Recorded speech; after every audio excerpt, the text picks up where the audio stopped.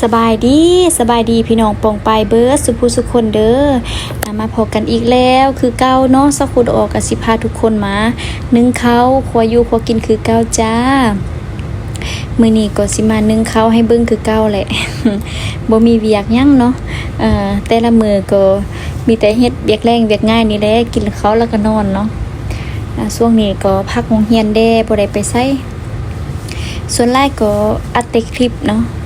เพื่อจะเอาลง YouTube ให้ FC ได้เบิ่งได้ชมจ้าตอนนี้ก็ดังไฟก็มีความตั้งอกตั้งใจก็แล้วก็มื้อนี้ก็ติดง่ายอีกเนาะดังง่ายเพราะว่าฝนบ่ตกแดก็เลยว่าขี้ฝอยเฮาก็พากไว้แล้วเอาน้ำมันโรยใส่ไว้เรียบร้อยแล้วเนาะเพื่อบ่ให้ดังยากตอนนี้ก็เฮาได้ค้างหม้อยังเรียบร้อยแล้วมื้อนี้ก็จะนึ่งข้าวเย็นอีกตึมแล้วเนาะกินข้าวเย็นคือเก่าจ้ามื้อนี้ข้าวเย็นหลาย2แอปพุ่นนะมื้อวานนี้ข้าวหน้าเบากับหน้าเช้ามากินนำเนาะแล้วเขามันเหลือหลายก็เลยว่าอุ่นข้าวเย็นกินมื้อใดก็เอาแต่คลิปเก่าๆแบบเดิมๆมาให้เบิ่งก็อย่าเบื่อกันเถอะเด้อตอนนี้กำลังสร้างตัวตนเนาะกำลังสร้างคลิปบ่ฮู้ว่าสิหันไปแนวใดเทื่อแต่ว่าสิคอยพยายามปรับปรุงแล้วก็เปลี่ยนแปลงไปทีละเล็กทีละน้อยแต่ข้ออย่างเดียวข้อ FC อย่าเบื่ออย่านายกันเด้อเนาะแนวใดก็เป็นกำลังใจให้กันก่อนตอนนี้ก็มีกำลังใจเพิ่มขึ้นมาเนาะหลายพันคนที่ว่ามาติดตามเพิ่มขึ้นจาก 5,000 ปลายเนาะเดี๋ยวนี้ก็ 6,000 ปลายคนละพี่น้องเอ้ยดีใจแท้ว่าและในปัจจุบันนี้นะพี่น้องผู้ติดตามของข้อยก็เพิ่มขึ้นเรื่อยๆจากน้อยก็ขึ้นยับขึ้นจักหน่อยก็สิฮอด 7,000 ละเนาะโอ้ยดีใจแท้ว่าอยู่นำกันไปดนๆเด้อพี่น้องเด้อ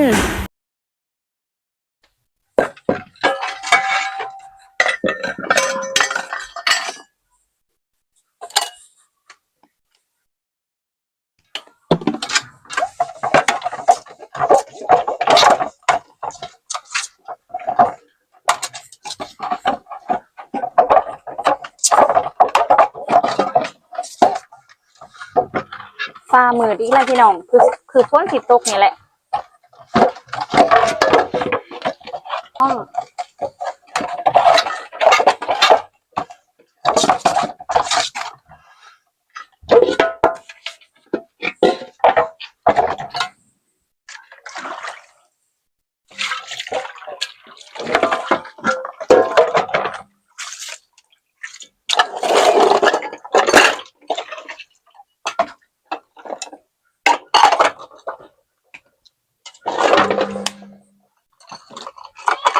ทานใส่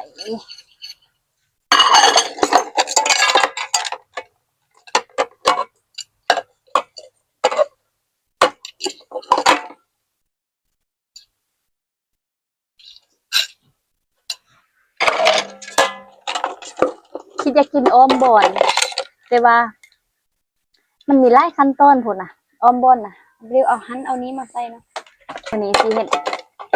ปิ้งเห็ดแจ่วเห็ดนะแจ่วเห็ดกินเลยแจ่วเห็ดก็กินไข่ง่ายๆล้างถ้วยเพิ่นมาใส่หม้อทุกคนแค่นี้ไปก่อนไปน้องสิพาไปเก็บมะเขืออยู่สวนนะโอ้ยเด็กใหม่ค่อยเปิดแล้วบ่น้องโอเคเปิดแล้วจ้า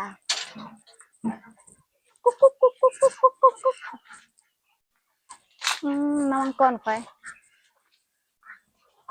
กำลังเป็นเนาะอยู่ต้นสูงมันให้สิเอาเพิ่นเพิ่งดิเนาะมักหน้าเขาก็เป็นบักอะไรไปกันเลยอันใหม่อยู่ทางล่างนี้นะพวกเจาะหมดละเพราะว่าตั้งแต่ซี่มันรั่วเนาะไกลยากโอ้ยังน้อยอยู่จ้ากินบ่ได้เชื่อเดี๋ยวเบิ่งให้เบิ่งไก่เด้อเพราะว่าตอนบางกีนี่ฝนตกหลายเราได้เฮ็ดอันทางย่างไปเนาะเราให้มันแห้งหน่อยนึงก่อนเนาะเราค่อยจึงสิอนามัยบอนขกเป็ดขกไก่นี้ไหมเพราะว่ามันแคบพดนี่มันนิ่มเครืออันนี้ได้หลายอยู่เนาะไปเดี๋ยวเราไปเก็บผักกันเลยไปเบิ่ง ไปเบิ่งมะเขืออยู่สวนเนาะมะเขืออยู่สวนจ้า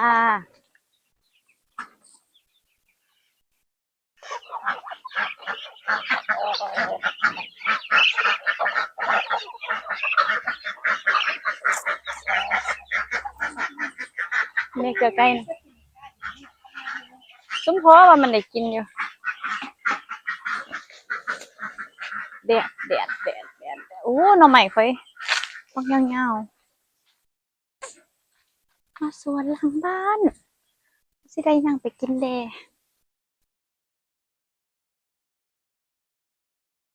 หน่อยน้อยๆนี่ไปลวกลวกกับเอี้ยงเจียมะเขือเนาะบ่แม่นลวกกับแจ่วแจ่วเฮ็ดจ้านี่เดี๋ยวสิให้เอากล่องล้างก่อนเนาะเก็บไว้เนาะมีอยู่ก่อนบ่ฮู้ว่ามันเป็นเสือค่อยซื้อเสือมันยวนซื้อนำเขาเจ้านั่นมาขายนั่นน่ะจะเป็นอุ๊ยเนี่ยซะเลยบ่ได้ซ้ำเสียไปแล้วหน่วยหนึงโหแอปบักแบ้วหลายเนาะเนี่ยโอเคเดี๋ยวสิเอากล่องล้างให้เบิ่งเดี๋ยวเราไปหาไปเก็บผักกันเลยนี่แล้วก็ยังมีเค้กบ่ได้รับเชิญน่ะเห็นบ่ยุงยุงลายนี่กินหลายๆให้มันอิ่มเลยสิค้ามัน ตัวนี้เราจะใส่ถุงนี่ไว้โอ้อยู่คอเขาก็มีพี่น้องโอ้โหอยู่ห่างหลังซ้ำนี่เนาะอากาศซ้ำเอียงก็5-6 โมงจังซี่นะมันจะมียุงลายเนาะเนี่ยหน่วยน้อยๆจังซี่แล้วเราก็สิเอาพี่น้องเอาไปหมดเลยจ้าเพราะว่ามันเป็นเสือน้อยนะมันบ่แม่นเสือใหญ่เดิใส่ถุงไปกินค่อยเที่ยนี้มันบ่หิวสอกบ่ดีติ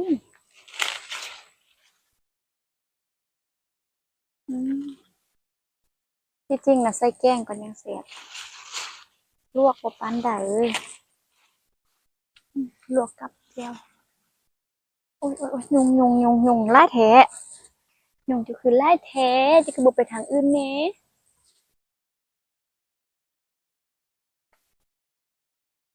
มันสีเขียวเนาะหันบ่เห็นมันสีเขียวก็เลยบ่เห็น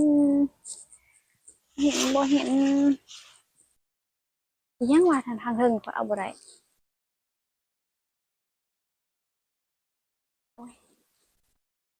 อุ้ยอืมนี่เทิงเอาบ่ได้อืมเกิดมาเตี้ยแท้เด้โอ้อะไรบ่น้อยใหญ่ๆใหญ่ๆต้องแก่แล้วหั่นน่ะ2 อันสิยังมันเฮ้ยลงมามากินได้ย่างนี่ให้กินได้มั้งว้าในที่สุดก็ได้เนาะมีทั้งหมดทั้งอันนั้นเอ้ยจักยุ่งจักมดโหเนาะค่อยก็บ่ได้เอาเสื้อแขนยาวมาคล้ายๆแบบบ่ได้เอาเสื้อแขนยาวมาฟ้าวเด้โศกแล้วบ่มีนะพี่น้องมันอยู่ป่ามันนี่เห็นบ่2-3 คุมนะมันเป็นสีเขียวๆมันน้อยแต่ก็ยาแหละพอละซ้ำนี้บ่กินหลายดอกกินหลายดอกเนาะกินคำใหญ่ซื่อๆโอ้อย่าว่าเด้อบ่กินหลายนะบัดอยากกินข้าวมากเลยกินบ่สนไผก็ยาก็บ่ห่วงสวยเลยนะเนาะบ่ห่วงงามเลยเนี่ยกินแบบตาเหลือกไปเลยคันตุม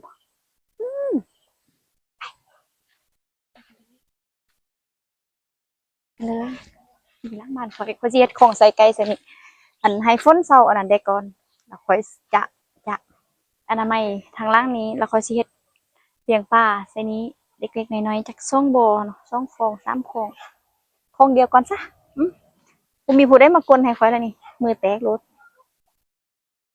อีให้รถจกเข้ามาก็มาบ่ได้เนาะก็มันเฮาต้องได้จ้างคนขุดเอารถจกมามันมีเฮือนอยู่ให้มันตันเนาะเดี๋ยวสิ จ้างคนมาขุดเอาคณะขุดบ่ร้อนลองเบิ่งก่อนเพราะว่ามันเป็นต้นใหม่เห็นบ่ต้นใหม่หลายๆอยู่หลังบ้านเขาจะได้ตรงเลยตัดออกบางอันบางอันเนาะบางกออันนี้เป็นกกเกตนี่ข้างล่างนี่กกเกตให้เกียรติศนาต้นกี่นะเพิ่นว่าผู้ใดปลูกไม่เกตแล้วว่ารวยแล้วพากันมาปลูกคือบ่เห็นรวยปานนี้มันบ่เข้าแก่นบ่เข้าอันนั้นเนาะเฮาบ่สร้างเฮ็ด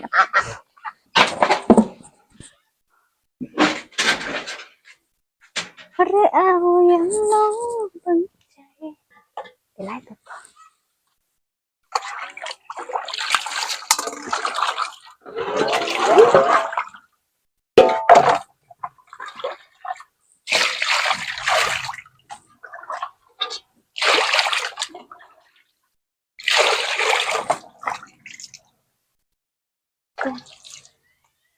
ยุงเอ้ยยุงแต่มันยุงอยู่ตัวหูแหละ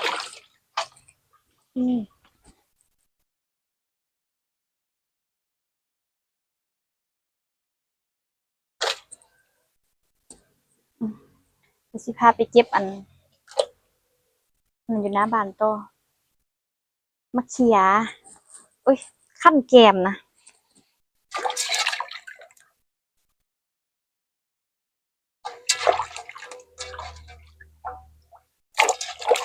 แซ่ไปนี่แหละเก็บมะเขือก่อน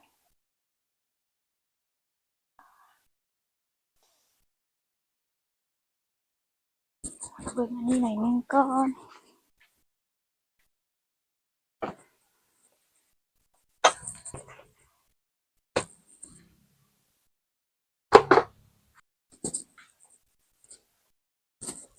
เดี๋ยวสิพาทุกคนไปเก็บมะเขือจ้ามะเขืออยู่หน้าบ้านเนาะนี่บอกโอ้ยเก็บเอาใบกันทิ้นเด้มันเป็นย่างเพิ่นให้สิตกใส่กินได้เนาะเขาว่ากินกระถินแล้วปีมีกินปากเป็นยังไปเก็บมะเขือกันจ้าสิมีบ่เนาะมะเขือนี่หรือว่ามันสิหมดเห็นอยู่2-3หน่วยใส่ให้มันได้เนื้อหลายตื่มกันเนาะนี่มีแท้ๆเดี๋ยวเขาไปทางไหนก่อนเนาะเราจะต้องเข้าไปทางไหนเนี่ยมาเก็บมะเขือถึงจะเล็กก็กินได้นะมาเก็บมะเขือจ้าหน่อยอยู่เนาะหน่อยกับยาอันนี้มีหมดขอเอาไปค่อยสิเอาเจ้าไปโอ้ยเฮียซ้ำเขียบเปราะ3หน่วยละ4หน่วยกับนี้จ้า4ละเอา5กับนี้นี่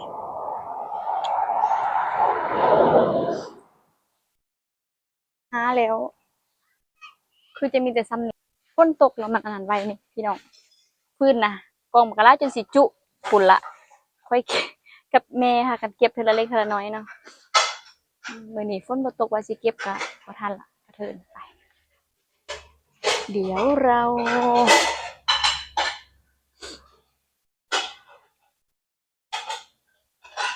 พัดป้งแล้วก็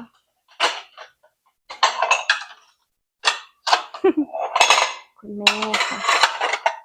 ตัวนี้จะเป็นเห็ดที่ค่อยซื้อมาแต่ตลาดเด้อค่อยสิเห็ดเปียงบางๆเนาะจะฟ้านเป็นเปียงบางๆแล้วก็จะไปคนเกลือเป็นนัวเอาน้ำมันพืชใส่น้อยนึงเพื่อบ่ให้มันติดเตาปิงเฮานะเนาะแล้วก็จะเอาไปปิงส่วนตัวค่อยละแม่นมักการปิงหลายกว่าเนาะเพราะว่าค่อยมักปิงมักจี้จังซี่นะมันจึงหอมพี่น้อง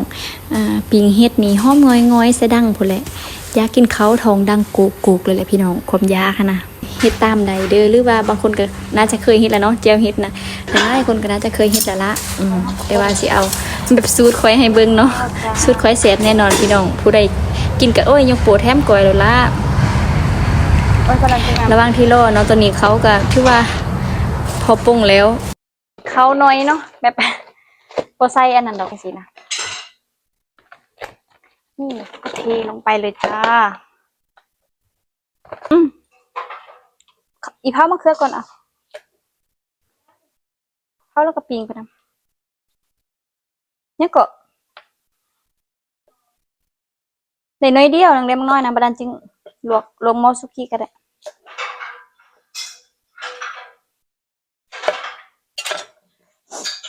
เผาหัวผักใส่น้ำ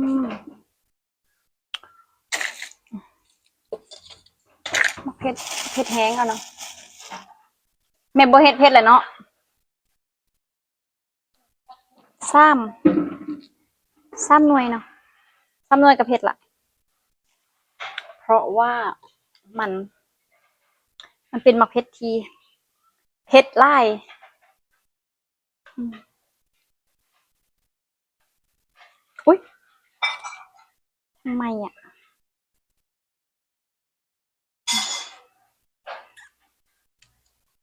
ช่วงหลังนี่ข้อยไปกินจุ่มจีนจังซี่นะก็เลยเฮ็ดหน้าท้องบ่ดีโยนเขาลงไปจ้ะโอ้เฮามะเขือก่อนให้มันนั่นเอาได้ก่อน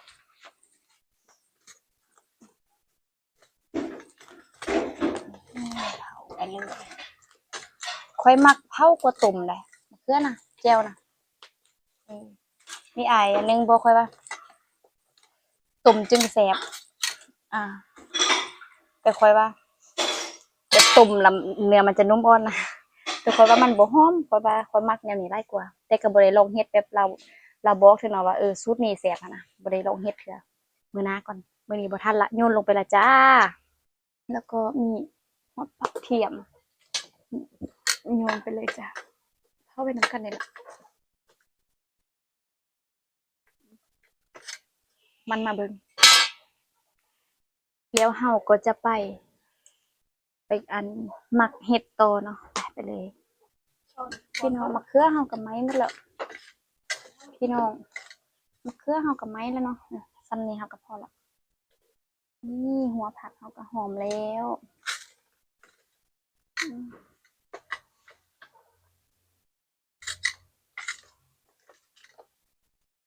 อันนี้มันแห้งโพดเนาะเฮาก็เอาออกเพราะว่าเฮาจะปริ้งเฮาต้องเฮ็ดไฟอ่อนๆ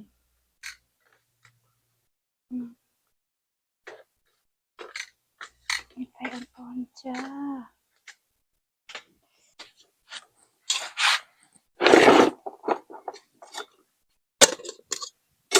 แตะก็ล้างไว้แล้วเนาะเราจะมาเรียนอันนี้แหละเรียนปิ้งเห็ดจ้ามันต้องได้ใส่ความมันใส่เวลาหน่อยนึงเนาะแต่ว่ามันแซ่บเขาเอิ้นเฮ็ดเมียงหู้แหละเขาเจ้าขายตลาดเขาจะบ่ฮู้ชื่อหรอกช่วงนี้บ่ได้ไปนาเนาะเพราะว่าฝนตกกะทางมันยากหลายวันที่28ถ้าได้ประจำการปกติแล้วเด้เพราะว่าเพิ่นจะแจ้งว่าผู้นี้สิได้ย้ายบ่จังซี่นะได้ย้ายไปซ่อนอยู่เขตอื่นบ่เพราะว่าเดี๋ยวนี้มีปัจจุบันนี้ครูน้อยเนาะครูน้อยแล้วเพิ่นก็เลยว่าซับซ้อนเนาะซับซ้อนพนักงานไปแต่ละเคสเนาะลงแต่ละเคสคือข้อยนี่ก็ลุ้นอยู่นี่แหละว่าเพิ่นสิซับไปไสเนาะเพิ่นสิย้ายไปไสคันถ้าบ่ย้ายก็ดีคันบ่ย้ายก็อยู่บนเก่าคันถ้าว่ามีเงื่อนไขแบบเคสโรงเรียนอื่นที่ว่าบ่มีเนาะบ่มีครูศิลปะจังซี่นะก็ได้ให้ข้อยไปซอยให้ข้อยไปซอยแต่ว่าข้อยคิดว่าน่าจะบ่นั่นดอกติบ่ได้ย้ายดอกเนาะเพราะว่าข้อยก็เคยไปสอนอยู่เขตนอกมาแล้วเนาะแต่ว่าเพิ่นก็ย้ายมาอยู่อันเขตกลางนี่แด่เนาะก็บ่ถึงขั้นว่าอยู่อันนอกไปหลายเนาะยังนั่นอยู่นี่ตอนนี้ก็ปิ้งแล้วจ้าเดี๋ยวเรามาแกะมะเผ็ดก่อนเดี๋ยวเรามาดอกไฟอันนี้ก็บ่ฮู้ดีเนาะดอกไฟอันหัวผักนี่หอมๆพี่น้องเผาไฟนะ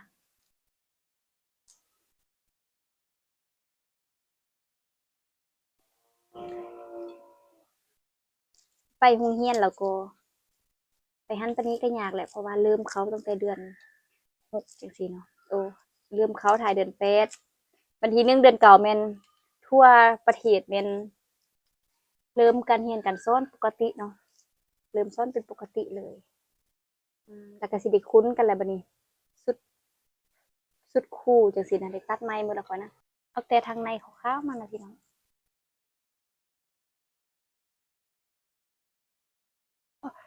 ฮ้อนๆๆๆๆอีพ่ออีแม่ฮ้อนๆๆๆ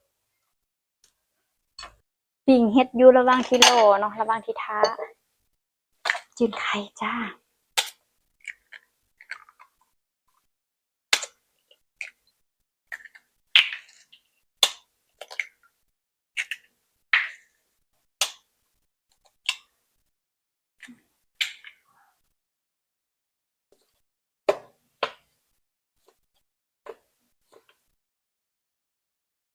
หัวผักบัวใส่ไปเนาะได้กินข้าวละอยากกินข้าวแรงแล้วจะได้กินยากินข้าวแล้วก็กินยายาปวดกระเพาะลำไส้เนาะใส่เกลือหน่อยหนึงชูรสหน่อยหนึ่งสไลด์เค็มอีกกว่าเพิ่นหันเกลือนะโอ้โหเป็นยังปรุงอันจื้นไข่นะมักเค็ม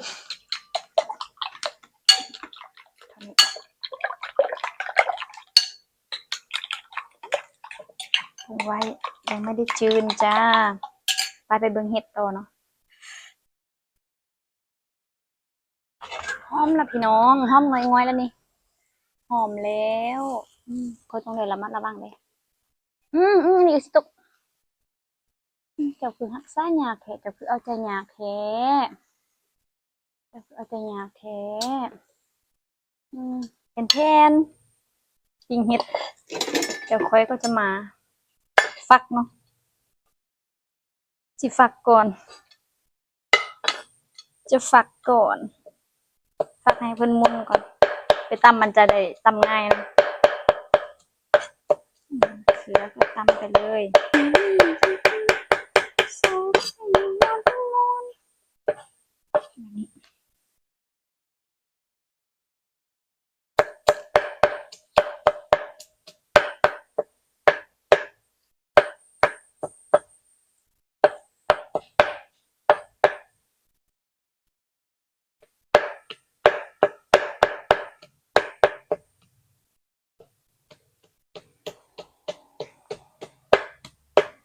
บ่ได้เฮ็ดให้มุนหลายดอกเนาะ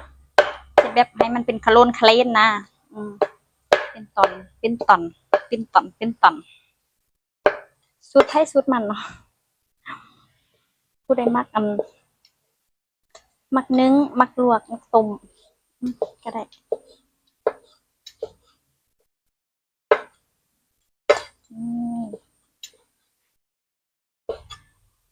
แล้วก็จะมาตำเจียวกันเลยจ้าตำเจียวเห็ดกันเลยจ้าใส่พริกลงไป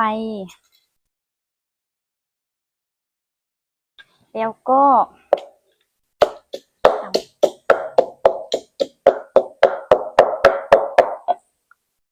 ค่อยขึ้นเราค่อยสิบ่เฮ็ดเผ็ดมันต้องเผ็ดแน่นอนเคี่ยเห็ดลงไปเลยเนาะ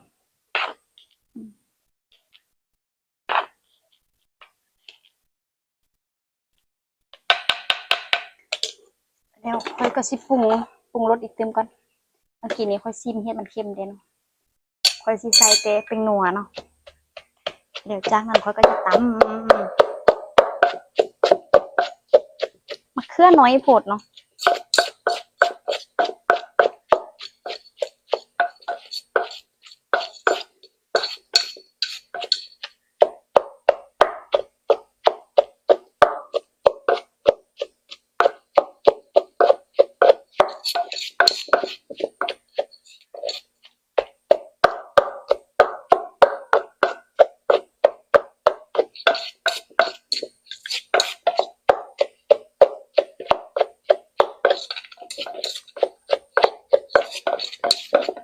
คำไว้แถววานนี่แล้วล่ะเขาก็จะเอาน้ำปลาใส่เนาะอุ้ยซิมมึงก่อนอย่ามันเค็ม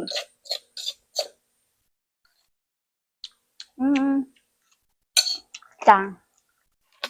ก็แดกไปเลยเมื่อไหร่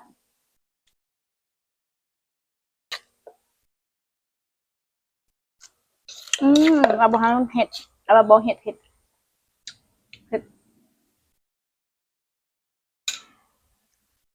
แบบ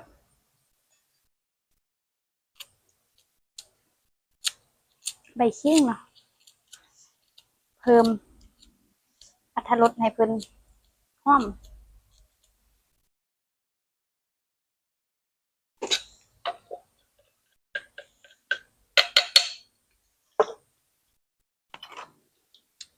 จากนั้นก็คนให้เข้ากัน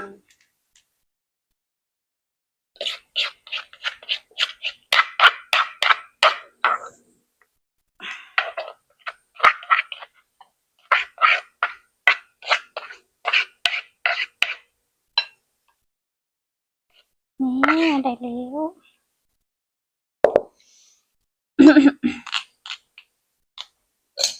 เจียวเห็ดควายน่าเสพบ่หอมมากไปเดี๋ยวไปจืนไข่ต่อเนาะเดี๋ยวมันมืดบ่มีไฟเดี๋ยวค่อยขอตัวไปจืนไข่แป๊บนึงเด้อเพราะว่ามันพัวมันดอกไฟขาดเนาะ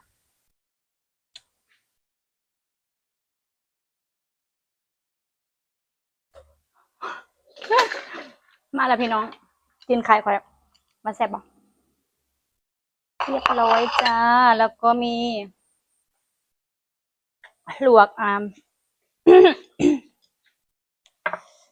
แล้วก็มีลวกมักนำมักน้อยเนาะมันก็จะเปลี่ยนจานก่อนได้จานหน่อยเอาเพราะมันไม่เดียวเนาะบ่ไล่มันสิอังคนอื่นมันสิอังคนอื่นโอ้ร้อนป้ายมันก็บ่เด็ดโอเคค่อยก็ได้เนาะมักง่ายครับบ่เป็นยัง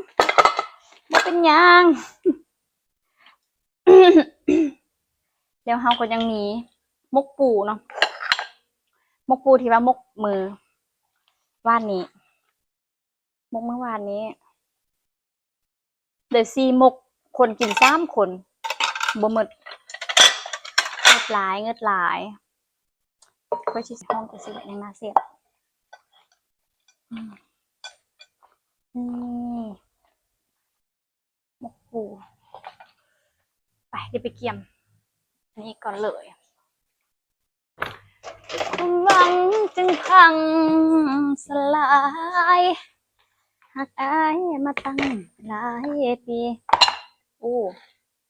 ท่านบ่พอเนาะบ่พอเ